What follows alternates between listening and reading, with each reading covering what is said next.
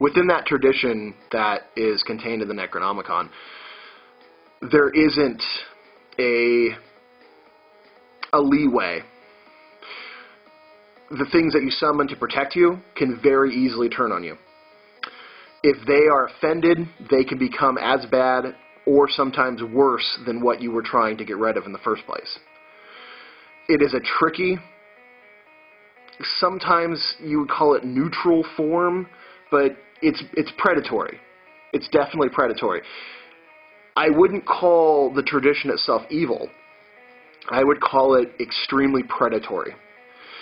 You are, by virtue of using it, saying, I am competent. You are making the choice. If you prove not to be, then you are also saying, I have accepted, even though maybe you're not happy with the results, you're accepting the outcome.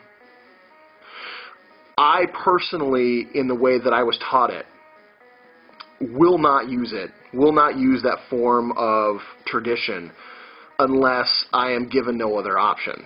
Now, this is not to say that it's better, but it is extremely harsh. And there are times that to affect a situation or to target a particular individual who is extremely high level, who has surrounded themselves by entities and intelligences that are extremely susceptible to the tradition of the Necronomicon, because that's who it was designed solely to go after or to banish, that I am forced to use it. It's sort of like the last resort. I know how to work it. I study it. I do the appropriate energetic work so that when and if I have to use it, I will.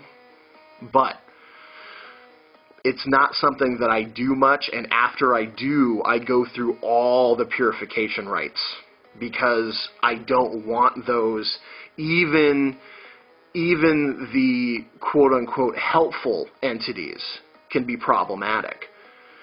And they're so potent that sometimes it's too potent. And the backlash,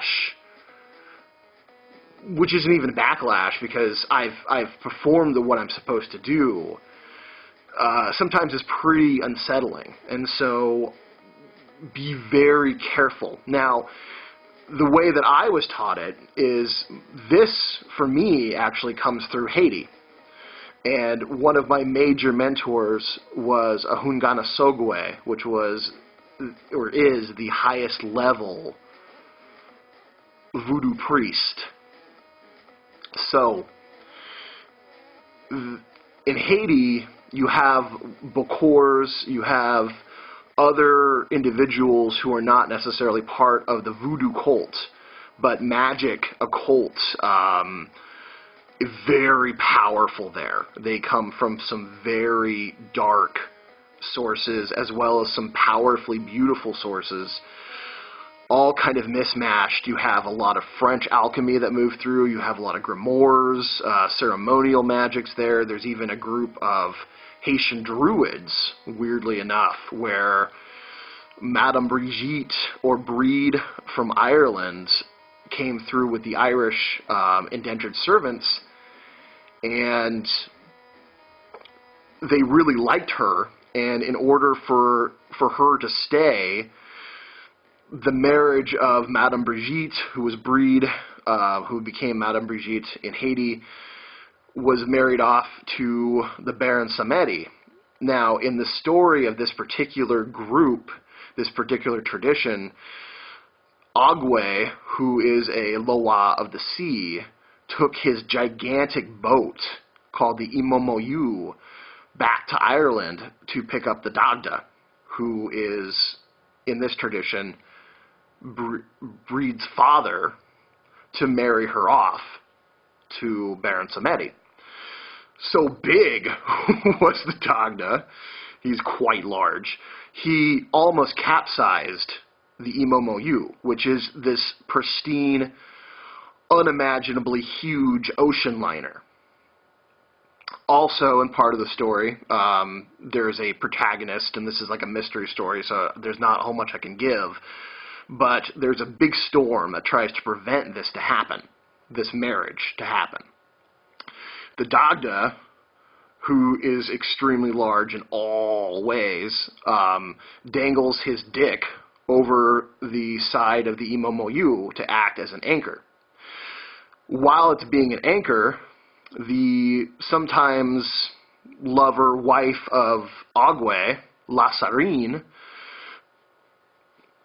swims around the Dagda's dick, and all the other sea life follows her as sort of a homage back to the maypole in Ireland, where the girls dance around this huge phallic symbol, creating sensation for the Dagda to ejaculate, and a species of fairy water spirit is born that is worked with within this tradition, which oddly I seem to know the stories of.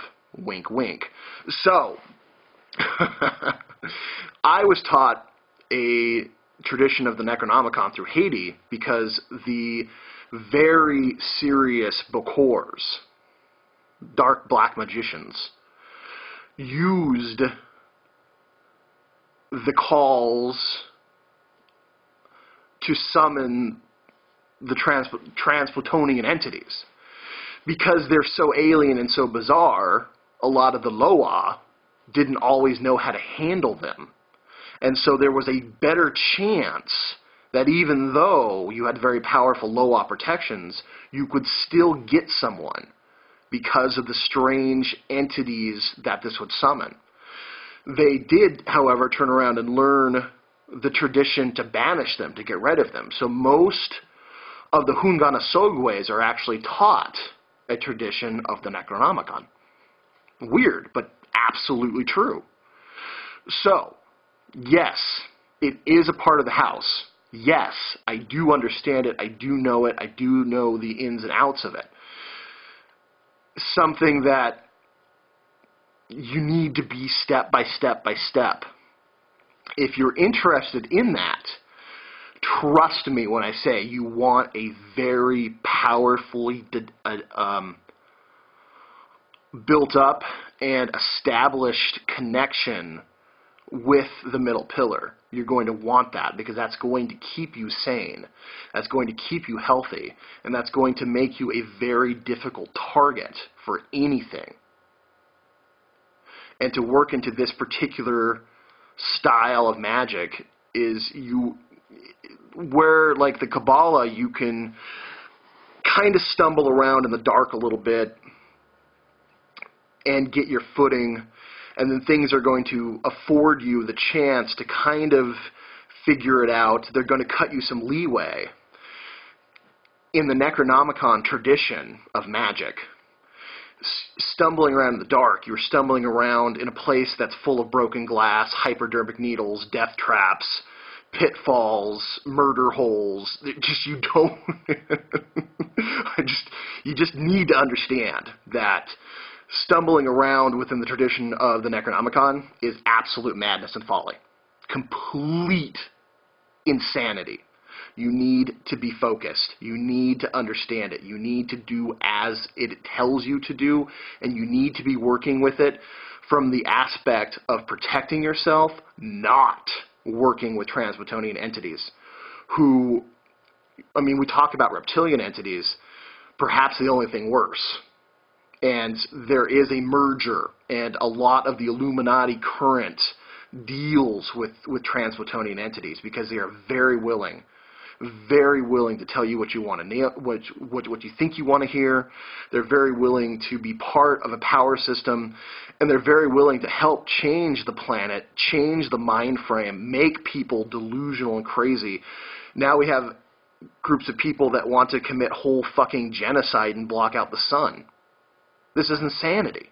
But actual programs taking place because of the mental connections, because they have taken root in the minds of powerful men and driven them mad. And wow. So I'm going to give out my email so people can actually email me, and that is going to be my final word on the Necronomicon for a very long time.